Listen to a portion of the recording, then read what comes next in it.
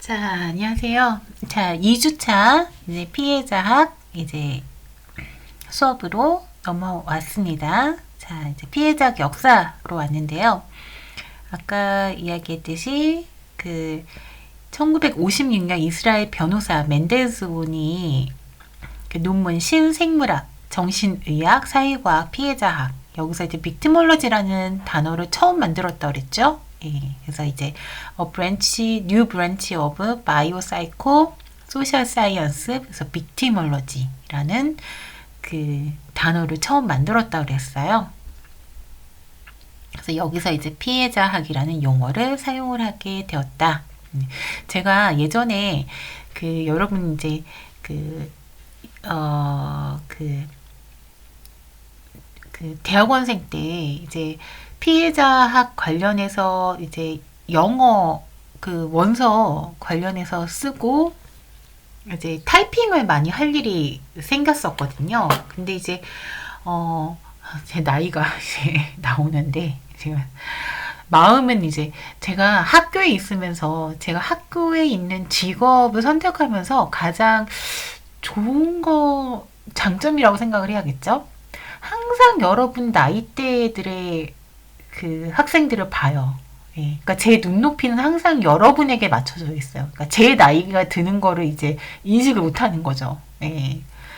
그러니까 항상 20대 초중반에 이제 눈이 이제 맞춰져 있는 거예요. 제 눈높이가. 그러니까 제 나이가 드는 거를 생각을 못하고, 네. 20대 초중반, 고나이 때. 그러니까 그 나이 때 학생들이 이제 성장해서 이제 졸업하고 나가고 또 새로운 신입생들 들어와서 또 그 나이 때 성장해서 또 졸업해서 나가고 막 근데 또 그 나이 때 또 그 학생들이 또 새롭게 들어오는 거예요. 그냥 그게 계속 이제 반복이 되는 거죠. 네. 근데 이 얘기를 왜 했냐? 네.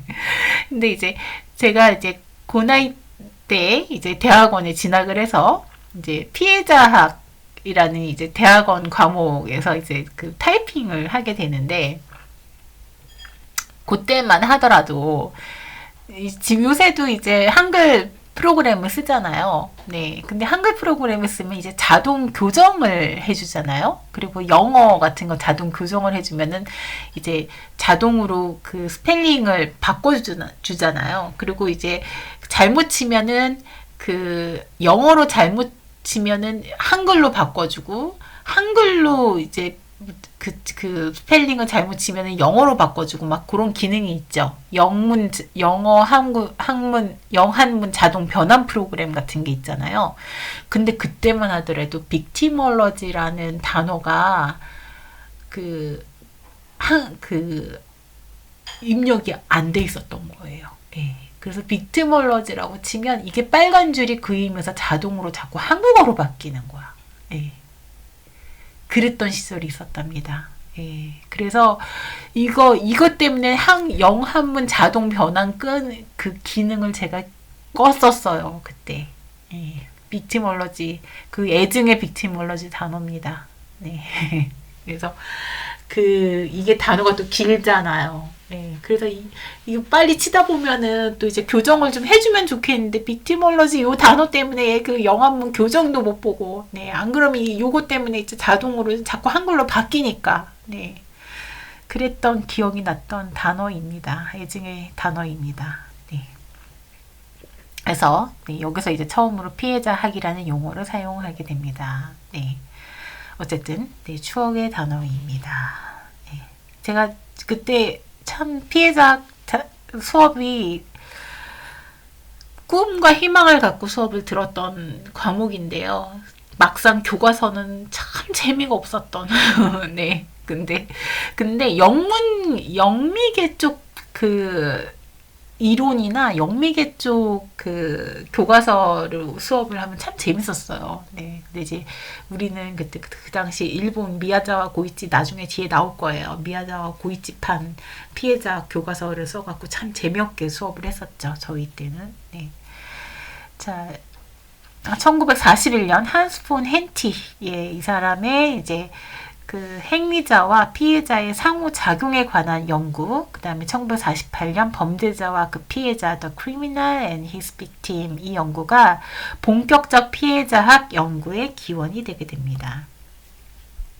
그리고 1970년대 이르기까지 초기 피해자학의 관심 대상 같은 경우에는 피해자 특성 또는 피해자로의 전락, 그 처음 그 전까지는 피해자를 이렇게 지원하고 보호하고 원조하고 뭐 그런 연구가 아니었다는 거죠. 처음에는 어쩌다 너 피해자가 됐니? 얼마나 아둔하면 얼마나 이렇게 쉽게 보였으면 피해자가 됐니? 그렇게 이제 연구를 했었다라는 거죠. 그래서 피해자 당하기 쉬움. 너 어쩌다 피해자가 됐니? 막 요렇게 됐었다는 거죠. 또는 경솔함. 네. 그 다음에 유책성, 피해자로서 이제 유책성을 따졌다라는 거죠. 그리고 피해자 유형 분류, 이런 것 등에도 관심을 가지게 됩니다. 그래서 범죄는 가해자와 피해자의 공동 작품이다 라고 이제 주장을 하게 되고요. 범죄 발생에 가해자로서 범죄자뿐만 아니라 피해자도 가담 내지 기여한 부분과 메커니즘을 분석함으로써 범죄에 쉽게 노출될 수 있는 피해자 유형을 따로 도출을 하게 되고요. 그 다음에 피해자적 특성을 가진 사람들에 대한 변화를 통해서 범죄가 예방될 수 있다는 논리에 주안을 두고 있습니다. 네. 그래서 이제 피해자 유책론으로서 이제 그전에는 이제 시작을 했었다라는 거죠. 여기 이제 범죄는 가해자와 피해자의 공동 작품이다 라는 이제 그런 그 인식을 가지고 있었다라는 거죠. 네. 그랬다가 이제 1970년대 후반 80년대부터 피해자의 유책성에 지나치게 의존하는 점에 대해서 굉장히 이제 학계적으로 굉장히 큰 비판, 자기 반성이 이루어지게 됩니다.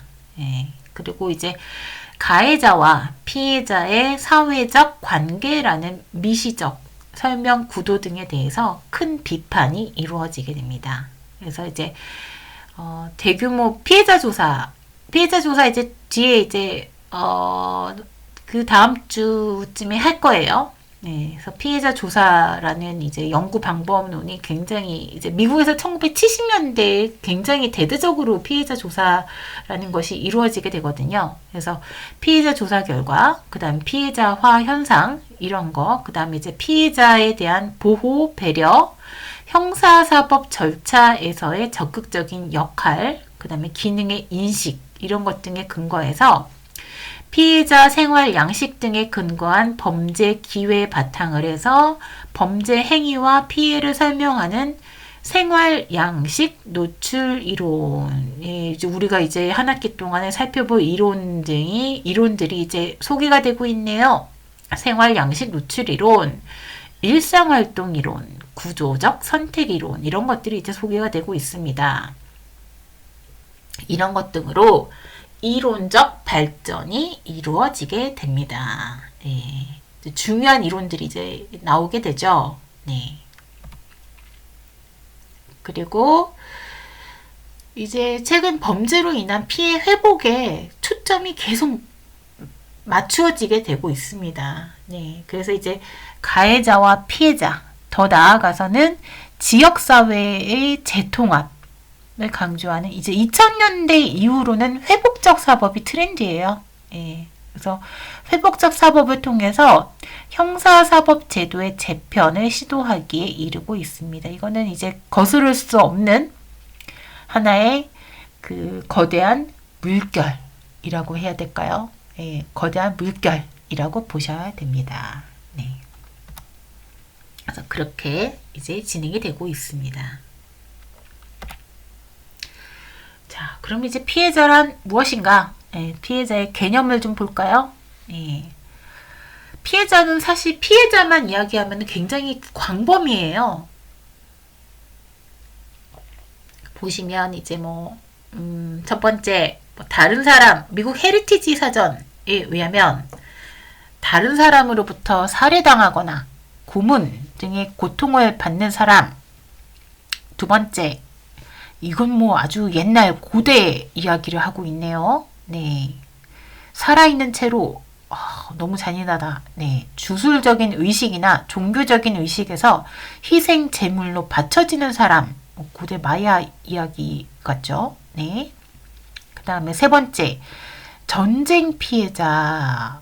오늘날에도 지금 전쟁이 계속 이어지고 있죠. 네.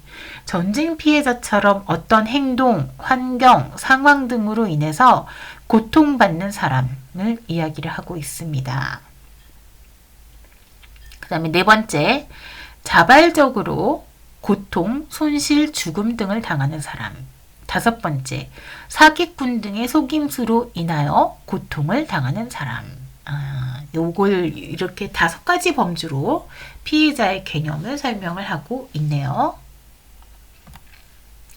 그 다음에 피해자의 범위를 갖다가 최협의, 협의, 광의, 최광의, 아주 좁은 것부터 아주 넓은 것까지 이제 범위를 좁혀서 봤다가 계속 넓은 걸로 이제 포커스를 이제 막 좁혔다가 넓히는 걸로 이제 보는 방법도 있습니다.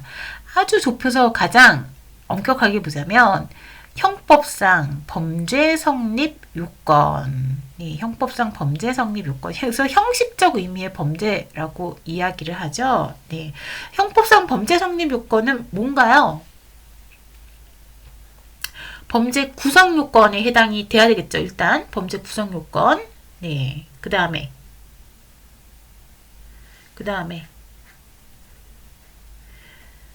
범죄 구성 요건에 해당이 돼야 되겠죠.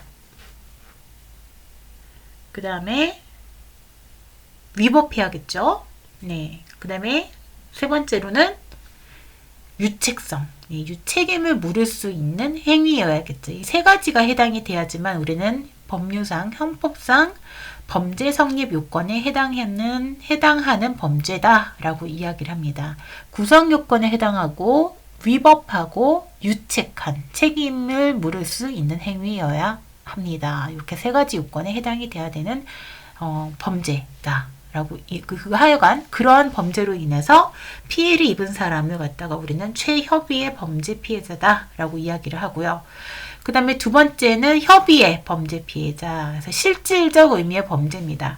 형사 정책적 범죄 개념에 기초하여 사회적으로 유해한 행위를 통해서 법익을 침해당한 사람을 갖다가 우리는 협의의 범죄 피해자다 라고 이야기를 하고 있습니다. 예, 협의의 범죄 피해자다. 네. 그 다음에 세 번째는 광의, 좀 넓은 개념입니다. 직접 법익을 침해당한 사람에다가 뭘 더했냐면 밀접한 관련이 있는 주변인을 더했어요. 여기에서 그러니까 가족을 더했습니다. 직접 법익을 침해당한 사람 더하기 밀접한 관련이 있는 주변인, 가족을 더했습니다. 그 다음에 네 번째, 최광의입니다. 범죄뿐 아니라 자연재해나 사고 등에 의해서 피해를 입은 자까지도 포함을 하고 있습니다. 범죄뿐 아니라 자연재해나 사고 등에 의해서 피해를 입은 자까지 포함을 하고 있습니다. 네, 이렇게 해서 네 가지. 네 번째는 너무 넓은 것 같죠? 자연재해나 사고까지. 사고 피해자라고는 하죠. 그쵸? 근데 우리 과목에서 보는 이제 피해자는 범죄 피해자라고 하죠. 그쵸? 자연재해나 사고 피해자는 사실 우리 과목에서 보기에는 좀 범위에 벗어나 있는 감이 없지 않아? 있죠. 그쵸? 네. 자, 그 다음에 또 범죄 피해자, crime victim이죠. 그래서 불법적인 행동으로 인해서 고통받는 대상, 집단, 개인 등의 개념을 포함을 하고 있습니다. 네. 그래서 여기 고통에는 신체적, 정신적, 경제적인 것, 이런 것 등을 모두 지칭을 하고 있습니다. 여기 고통에는 신체적, 정신적, 경제적인 것을 모두 지칭을 하고 있습니다. 그래서 여기에는 개인, 기업, 정부, 넓게 정부에 의해서 고통을 받는 것까지도 다 포함을 하고 있습니다. 여기서 정부도 피해자가 될 수 있다. 우리 그 왜 의료보험이나 수급 같은 거 허위 청구하는 경우 있죠. 그쵸? 뭐 요새 수급 같은 거 막 그 의료보험뿐만 아니라 막 정부 수급 같은 거 막 그 자격권자가 아닌데 자격자가 아닌데 막 그 여러 가지 막 그 서류 같은 거 허위 조작해 갖고 그 허위로 그 돈 빼가는 사람들 있잖아요. 그쵸? 그럴 때는 이제 정부도 피해자가 될 수 있죠. 궁극적으로는 그 피해자가 세금 선량하게 내는 시민들이죠. 국민들이죠. 네. 그쵸? 우리 그 선량하게 세금을 내는 국민들이 되겠죠. 네. 그래서 피해자란 범죄의 영향으로 인해서 직접적 또는 간접적으로 재산상, 신체적, 정신적인 고통을 당하는 사람입니다. 사실. 네. 사람.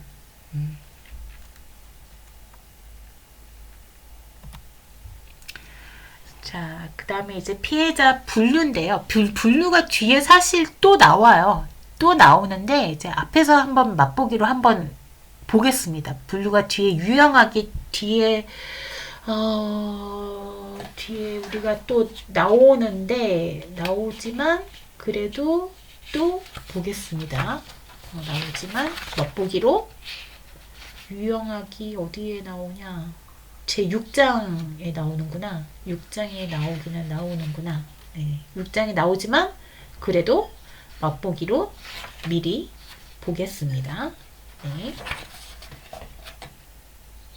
자, 멘델손에 의한 피해자 분류를 보시면 자, 완전히 무고한 피해자, 어린아이거나 완전히 무의식적인 사람이 있습니다. 그 다음에 약간의 잘못을 한 피해자, 뭐 예를 들어서 유산을 시도하다가 결과적으로 죽음에 이르는 여성과 같은 피해자 유형. 아주 옛날에는 이렇게 그 유산 관련해서 막 좀 민간요법 같은 거 잘못 시도하다가 막 그 목숨이 위험할 정도로 잘못되는 경우가 좀 있었다고 해요. 그래서 그렇게 되는 경우. 그 다음에 세 번째, 범죄자만큼이나 잘못을 한 경우, 범죄 행위를 하는 다른 사람을 이제 도와주다가 실패해서 피해자가 되는 유형이라고 합니다. 그렇고요. 그 다음에 네 번째, 범죄자보다 교사범이죠. 교사범. 범죄자보다 더 잘못을 한 피해자, 다른 사람에게 범죄 행위를 하도록 부추긴 피해자입니다. 그 다음에 가장 악의적인 피해자. 이거는 피해자가 범죄자를 공격함으로써 범죄자의 정당방위에 의해서 살해당한 경우. 이게 가장 악의적인 피해자입니다. 그 다음에 6번은 이제 상상 속의 이제 피해자입니다. 그래서 상상의 피해자. 누군가가 자신을 공격한다고 의심을 해서 고통받는 피해자로 일종의 이제 피해 망상자. 그렇죠? 피해 망상자. 정신적인 문제가 좀 있는 사람이죠. 피해 망상자입니다. 이런 사람도 있습니다. 그래서 멘델손은 이렇게 6가지로 피해자를 분류를 했습니다. 완전 무고한 피해자, 약간의 잘못을 한 피해자, 범죄자만큼이나 잘못을 한 피해자, 범죄자보다 더 잘못을 한 피해자, 가장 악의적인 피해자, 상상의 피해자, 이렇게 6가지로 분류를 하고 있습니다. 그 다음에 그 헨티의 이제 피해자 분류를 보시면 일반적인 유형이 있는데요. 먼저 그래서 청소년 같은 경우 이제 아직 좀 미성숙하죠. 그래서 아직 다 정신적으로 덜 자랐죠. 그래서 청소년 같은 경우에는 나약하고 공격에 매우 쉽게 피해자가 될 가능성이 높다. 아직 다 안 자랐기 때문에 그렇다. 그 다음에 두 번째, 헨팅만 하더라도 좀 옛날 사람이잖아요. 그러니까 좀 이런 뭐라고 해요. 좀 편견을 가지고 있을 가능성이 높죠. 옛날 사람이다 보니까. 이 사람은 그래서 많은 법이 여성을 약자로 남성을 강자로 규정하고 제정을 하고 있습니다. 근데 요새 많은 법들이 이러한 기존의 내용을 많이 많이 개정을 하고 있어요. 옛날만 하더라도 형법 같은 경우에는 강간죄를 여성이 항상 피해자로만 이제 규정을 했었거든요. 근데 요새는 그 개정된 형법에서는 강간죄에 있어서는 이제 피해자에 있어서 성별을 없앴어요. 네. 그다음에 세 번째, 노인.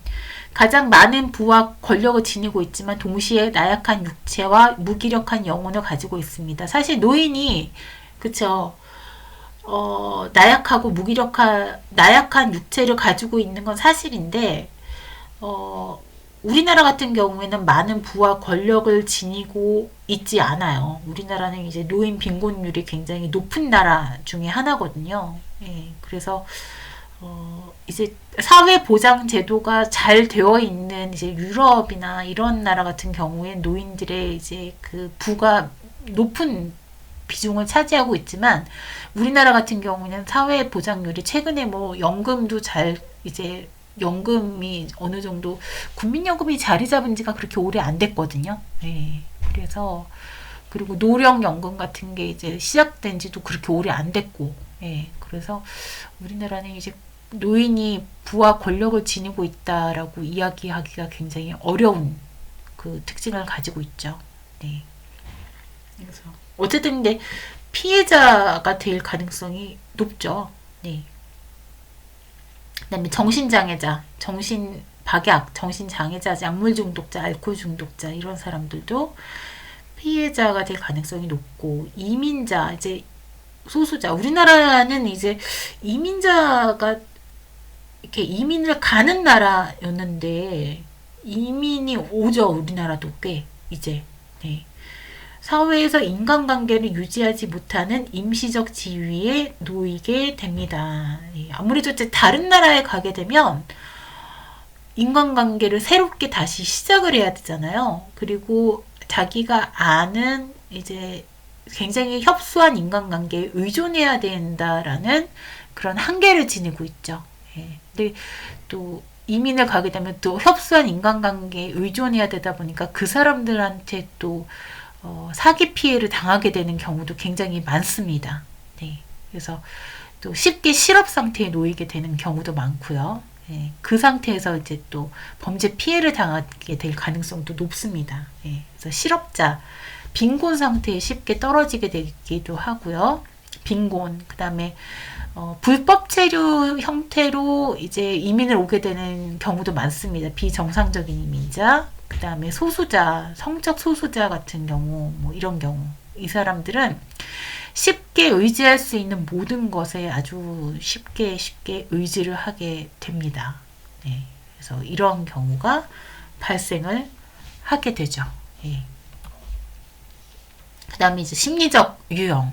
일반적인 유형에서 이제 벗어나서 심리적 유형을 보시면 우울형. 예, 우울형은 이제 존재의 상실감 또는 자존감 때문에 고통받는 유형인데요. 이 유형은 위험 및 적의 공격에 대해서 쉽게 흥분하거나 놀라게 됩니다. 이제 우울한 사람들 같은 경우에는 그쵸, 굉장히 이제 쉽게 흥분하고 놀라고 감정의 기복도 굉장히 크고요. 예, 그런 것도 있고 탐욕, 굉장히 이제 이익이나 이제 금전에 대한 이제 욕구가 굉장히 가득한 사람. 예, 이 사람은 지식이나 사업 경력을 잠식하고 내부 방해를 야기하는데요. 돈 버는 거에 굉장히 관심이 많고 뭐 해서 돈 벌었다 하면은 쉽게 뛰어들어요. 쉽게 투자를 하고 그러다 보니까 귀가 얇아요. 예, 귀가 얇아서 사기 범죄 같은 거에 피해자가 될 가능성이 높습니다. 예, 사기 범죄. 그래서 누가 뭐 해서 돈 벌었다 하면은 그 소문의 진이라든지 진짜 그 정보의 원천이라든지 아니면 그게 진짜 정말 제대로 된 정보인지 이런 걸 제대로 따져보지 않고 막 큰 돈을 막 투입을 한다라는 거죠. 예, 처음에는 이제 그리고 이제 처음에는 막 미끼로 던지는 거에 잘 넘어간다라는 거죠. 처음에 뭐 이익 10% 그러면은 10% 막 내주면은 진짜네 해갖고 큰돈 또 막 갖다 받고 막 이런 거를 잘한다라는 거죠. 탐욕에 이제 눈이 멀어서 제대로 된 정보를 보지 못한다는 거죠. 예. 그다음에 자유분방형. 자유분방한 생활은 고립적인 행동이나 생활 음주 등에 영향을 주고 범죄 피해를 가속시키고요. 고독형은 외로움은 이성적인 사고를 나약하게 해서 범죄자에게 매우 쉬운 대상이 되고, 난동형은 평상시 가해자에 대해서 폭력을 행사하거나 상습적으로 괴로움을 주기도 하고요. 고립형, 범죄자와의 다툼에서 빠져나가기 어려운 입장. 그래서 이제 노숙자 같은 사람들 있죠. 아니면은 가족과 연락을 끊고 사는 사람들. 이 사람들은 가해자가 공격하기 적당한 입장에 처한 피해자다. 이렇게 보고 있습니다. 자, 여기까지 하고요. 나머지는 이제 강의실에서 이어서 수업을 이어서 진행을 하도록 하겠습니다.